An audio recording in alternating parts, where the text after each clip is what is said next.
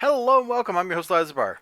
It's a rainy day outside. At least when I'm recording this. When this goes up tomorrow, it may not be a rainy day, but right now, it's a rainy day. We got Inkblot, number 8. And what better to do on a rainy day than to kick back, relax, and read something pretty good? And this was pretty good. This book is basically our protagonist here, the archivist or scholar. Dang it, now I've forgotten exactly what it was they call her. But her, like, hanging out and going to visit her sisters.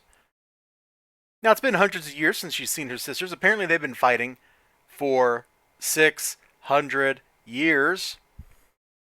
Those are some family issues right there. And she's asked to, like, join their meeting and basically kind of mediate through the conflict. So you can see she's hanging out with the cat. Now, from the last issue to this one, we did kind of jump in time.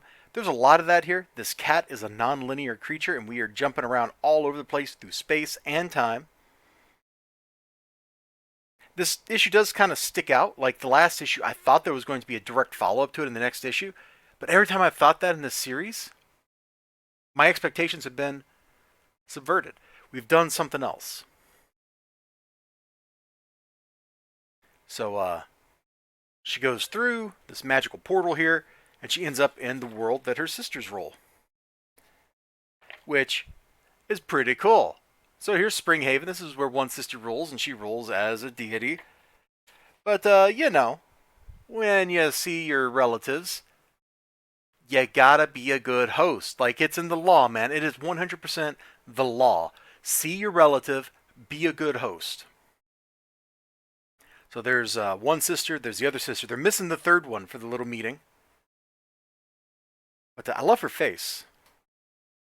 I like the chair, too. It's a really cool throne. But I really like her face, man. That is a great face. Like the smile, the joy of seeing her sister. It's real, man. It's right there. It's all over the place. Very similar on the previous page. She ends up flying right there. And you can see the look on her face. Like, it's a good look. I like seeing smiles on people's faces. Now, we are just going to kind of flip here, and then we'll talk about the book here at this action scene.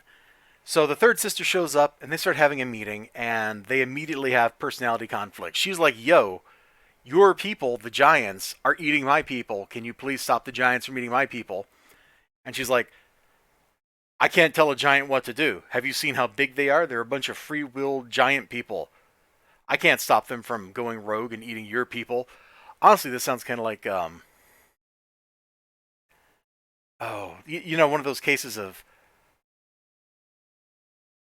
plausible deniability. Thank you, brain, for finally remembering the words I was looking for. So the conflict between the sisters heats up. There's action. All kinds of stuff goes sideways, goes wrong. All three sisters, all three of them, end up a little upset. Stuff happens. Her, the cat, everybody, just everything goes a little crazy. The writing in this issue, absolutely fantastic. The characters, they demonstrate that real, how do I put it, that real dynamic of how little misunderstandings can spiral out of control. Because nobody really ever wants to admit they're wrong. Even when you are, deep down inside, you're hoping there's some way out, some way I can spin this, some way to make it so I don't come off as the bad guy. And that's kind of what's going on. Plus, they've also got, they're immortals, so they've got centuries and centuries of little snubs like, oh man, I remember that time she took my yogurt out of the fridge. Stuff like that.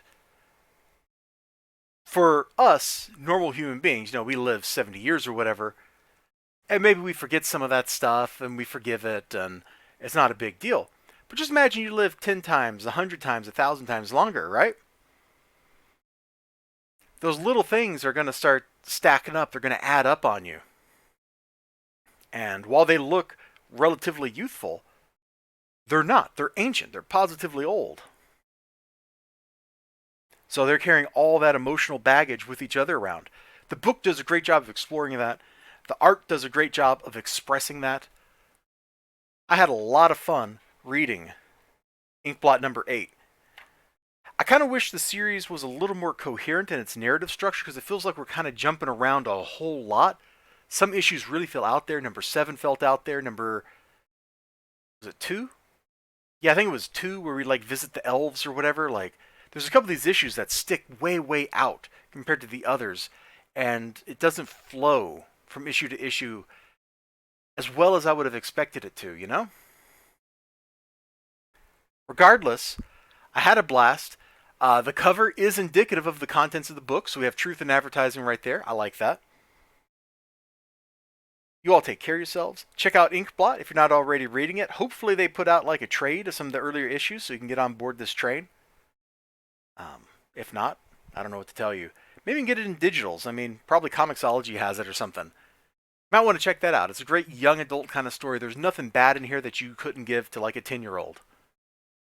And it's compelling. I mean, here I am, much older than a 10-year-old, and I find it kind of compelling watching the family dynamics play out, watching their interactions with each other. It's great stuff.